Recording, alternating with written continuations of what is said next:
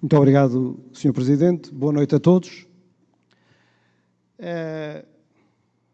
Sobre este ponto, eu tenho aqui algumas notas que gostava de partilhar convosco, se calhar não pela ordem mais natural, digamos assim, mas mesmo assim aqui vão elas.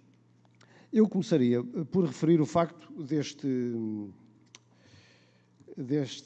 plano estratégico para a saúde não ter sido objeto de diálogo prévio entre as diversas forças políticas aqui do nosso município. Um documento estratégico pressupõe, a nosso ver, que haja, até porque, em princípio, será um documento que perdurará no tempo, portanto, com, digamos, uma dimensão de médio e longo prazo, pressupõe que haja um diálogo construtivo entre todas as forças políticas e, mais uma vez, esse diálogo não se efetivou aqui na preparação deste documento. Por outro lado, sabendo nós que não é obrigatória a consulta pública, não houve consulta pública. Não é obrigatória, mas nada impedia que fosse realizada uma consulta pública para que a população, enfim, quem assim o entendesse, pudesse participar no debate, participar na elaboração deste documento.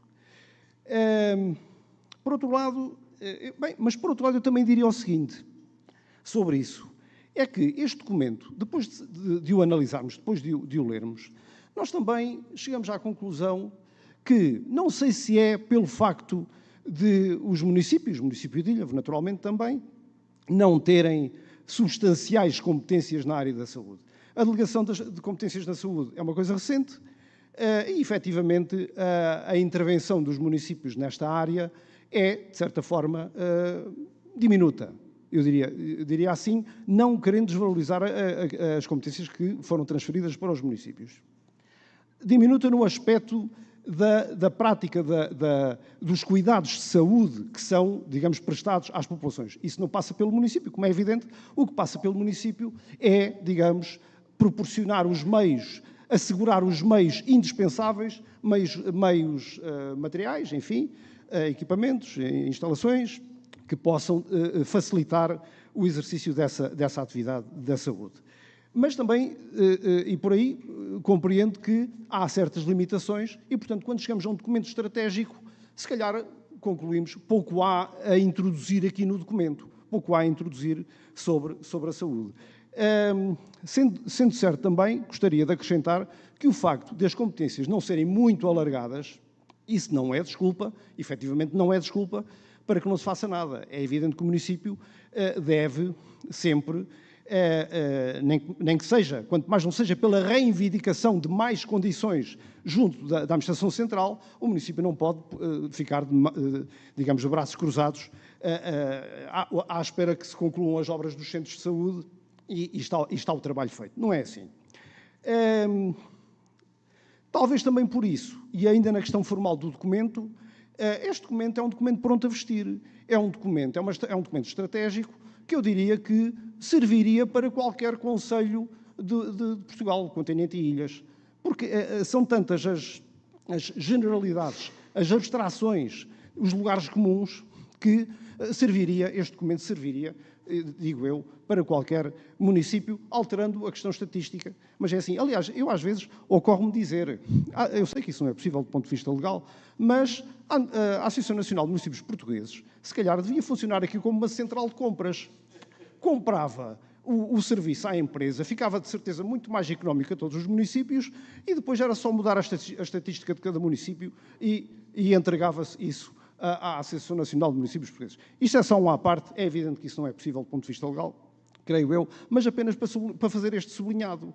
Isto realmente é um conjunto de lugares comuns. Nós temos aqui um manual de boas práticas. Um manual de boas práticas. Isto faz-me lembrar, quer dizer, mais valia dizer às pessoas, vejam a Praça da Alegria de manhã, vai lá sempre um fisioterapeuta, vai lá um nutricionista e pronto, está o trabalho feito. Ou ver os programas da tarde, etc. Bom, de qualquer maneira, há aqui questões que eu gostava também de sublinhar, indo mais ao concreto. No sumário do documento é dito, a cobertura de utentes com médico de família nas unidades funcionais do município de Ilhavo, e isto é curioso, parece ser praticamente total, 99,9%. Ora, na sessão de ontem, a Presidente Daniela Pimentel e o cidadão membro da Assembleia de Freguesia da Encarnação, o Sérgio Magueta, ainda ontem trouxeram aqui a esta Assembleia o facto de haver carência de médicos de família, concretamente na Freguesia da Gafanha da Encarnação, e ausência completa, creio eu, na Freguesia da Gafanha do Carmo. Portanto, eu pergunto como é que o documento refere que há cobertura de utentes e depois isto é curioso, parece ser praticamente total 99,9%. Eu julgo que a empresa provavelmente teria posto aqui cobertura total no município de Ilhavo de médicos de família, 99,9%. E provavelmente o Executivo deve-lhes ter dito, ponham aí qualquer coisa, isso não é bem verdade, ponham aí, parece ser praticamente 99,9%. Desculpem lá, mas é o que parece. É o que parece. E, portanto, também devemos vir com a verdade para estes documentos. O que está aqui é uma falsidade. O que está aqui é uma falsidade. E, muito bem, não é competência do município prover os centros de saúde, as extensões de saúde de médicos de família, mas é uma exigência de todos os cidadãos perante o Executivo que haja uma reivindicação junto à Administração Central para que esses meios humanos sejam, digamos que, obtidos, sejam postos à disposição das populações. Ainda sobre o documento, não foi feita a consulta pública e houve aqui, efetivamente, uma participação de cidadãos num questionário que foi elaborado. Mas também sobre isso eu gostava de fazer este sublinhado. Houve 383 participantes, mas também isto não serve de amostra, porque houve mais de metade dos participantes que intervieram são de São Salvador, 57,2%. A Nazaré, 31,9%. A Encarnação, 9,1%. Carmo, 1,8%. Ou seja, isto não espelha a realidade do município. Isto não é uma amostra, digamos, fidedigna daquela que é a realidade do município. Nas freguesias da Gafanha, Nazaré, Encarnação e Carmo, praticamente as pessoas não participaram.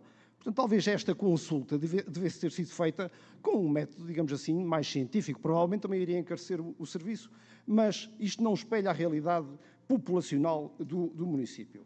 E por género igual, o feminino, quase 70% das respostas da participação é de mulheres e 30 e poucos por cento de homens, também não espelha a realidade. E isto pode depois gerar desfazamentos nas respostas que são depois obtidas e depois, feito o diagnóstico, depois as medidas que poderão ser... Pode ser ou não, pode não ter grande significado, mas fica aqui também o reparo. Senhora Vereadora, a verdade é que no documento não está a saúde oral. No documento não está a saúde oral. E eu gostava de dizer, e todos estão recordados, e talvez por isso seja que a senhora Vereadora o referiu, foi uma, não vou dizer reivindicação, mas foi uma proposta do Partido Socialista a quando da elaboração do Orçamento para 2026 e Plano de Atividades, foi uma proposta que não foi acolhida por esta maioria. Não foi acolhida. Talvez não fosse a altura mais adequada, talvez não houvesse meios. O que também me leva a dizer outra coisa, é que o Sr. Presidente da Câmara, por vezes, desculpa-se com a falta de meios financeiros. E, por vezes, diz, não, ainda ontem, com a questão da Ponte da Vista Alegre, não, o dinheiro não é problema. Portanto, ficamos um pouco. Não foi bem isso que disse, mas pareceu que sim. Ou seja, por vezes, a desculpa são os meios financeiros, e eu acho que ouvi bem ontem, mas pronto. Depois, relativamente ainda aqui ao documento, os principais eixos são 5 eixos. Depois, eu acho que há alguma piada a isto. É comer bem, realmente, comer bem, é o primeiro eixo. É comer bem, primeiro eixo. Está escrito, não sei se leram, é o que está aqui escrito, comer bem. O segundo eixo, mover, andar, caminhar, correr. Terceiro eixo, respirar. Cuidado, se não respirarem, pois, não é que se não respirarem, morrem. Portanto, respirem. Respirem. Quarto eixo, sentir e conectar. quinto eixo, governar. Quer dizer, para mim, aquele que seria o eixo mais importante é o último. Num documento estratégico, em que tem que haver um farol, em que tem que haver alguém que digamos, que exerça tração sobre os cidadãos, sobre as instituições, sobre as associações, os clubes desportivos, as empresas, as farmácias, os centros de saúde, etc., o governar fica para o fim. Provavelmente estas empresas de prestação de serviços não sabem o que é que andam a fazer. Mas quando o documento chega aqui ao Executivo, o Executivo deve alterar a ordem das coisas. Governar é o último eixo. Para mim seria o primeiro. Enfim. Depois de respirar e de comer bem. Bom, mais uma vez, podem argumentar que não temos competências. Tudo bem, não há competências. Tudo bem. Relativamente a questões um bocadinho mais sérias, enfim, tudo isto é sério e tem a sua importância, é que aqui a questão efetivamente, o tal manual de boas práticas, os cuidados que as pessoas têm que ter, realmente é a prevenção é, digamos, a questão fundamental no aspecto da saúde de todos nós. Mas há aqui questões que não são referenciadas relativamente, por exemplo, ao caminhar, ao praticar exercício físico, ao fazer desporto, etc. Caminhar como sem passeios. Isso é um hobby no nosso município e em determinadas áreas do território. Há muitos obstáculos, por assim dizer, há falta de condições em vastíssimas áreas do território, e isto não é um exagero, em que há vastas áreas em que as pessoas não têm condições para fazer uma caminhada em segurança. Ainda ontem, mais uma vez, a questão das deslocações das pessoas para as escolas, etc., referido aqui também pelo cidadão Sérgio Magueta, da Assembleia de Freguesia da Encarnação, foi aqui referido, a falta de passeios. Isso é porque tudo entronca nestas matérias. A falta de passeios, a falta de ciclovias é um obstáculo ao exercício livre, ao exercício físico, à prática física das pessoas em ambiente de sadio, individual, de grupos, de famílias, etc. E o nosso município tem uma pecha nesse aspecto. Não há condições para... há ciclovias? Há passeios? Logicamente há. Mas volto a dizer, há áreas do território que estão pessimamente servidas, ainda hoje, ao fim de 50 anos de democracia, ainda hoje. A questão nesse aspecto ainda, acho que o documento faz pouca alusão, há alguma referência, mas há pouca referência aos clubes desportivos.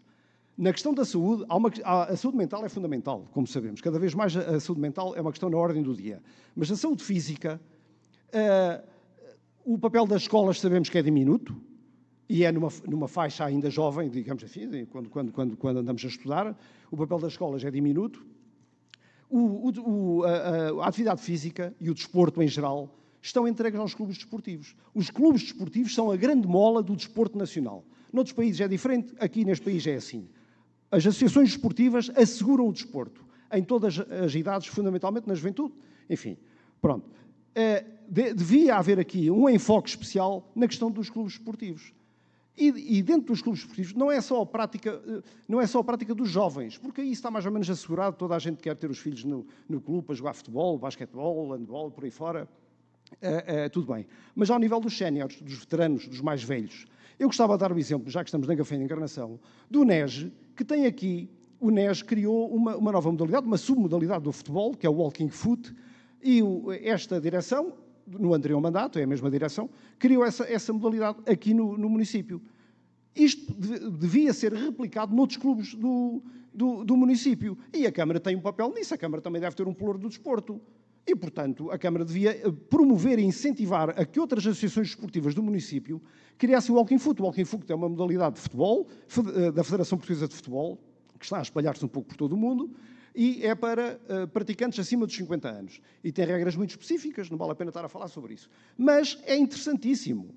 E já agora, aqui o NES pratica-o num campo sintético ao ar livre junto ao pavilhão da Gafanha do Carmo, pretende fazer um campo desses aqui nas instalações do NES. Olha, uma boa medida para apoiar o clube, de maneira a que cada vez mais pessoas acima dos 50 possam praticar essa modalidade. E que isso seja replicado em Ilhavo, no Vista Alegre, ou no Grupo Esportivo da Gafanha, por aí fora.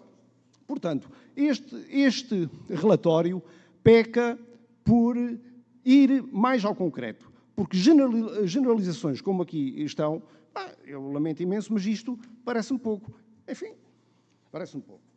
E como o tempo também está a escassear, há aqui uma questão. O respirar tem a ver com o tabaco. O respirar tem a ver com o problema do tabaco, fundamentalmente é isso. Mas aí, claro, todas essas medidas que aqui estão, de fazer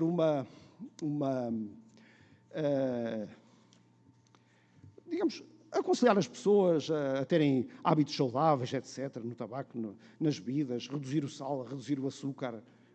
Eu até me causa alguma estranheza uma coisa dessas ter que vir para um documento estratégico, mas pronto, há falta de mais, tudo muito bem, de acordo, reduzir o sal, reduzir o açúcar, reduzir o álcool, acabar com o tabaco, tudo bem. Mas gostava de falar do aspecto do ar, da qualidade do ar, nomeadamente na Gafanha de Encarnação, que teve um problema aqui há anos. Aliás, o vereador Carlos António Rocha sabe isso bem, porque tem a ver com a atividade portuária e esse cuidado tem que ser permanentemente, diria eu, digamos que monitorizado. Porque pode haver, dependendo do tipo de cargas que sejam movimentadas no Porto, agora poderá não ser um problema, mas pode voltar a ser, e a medição da qualidade do ar, pelo menos na freguesia de Fenzaré, deve ser tida em conta. Resumidamente é isto, muito obrigado.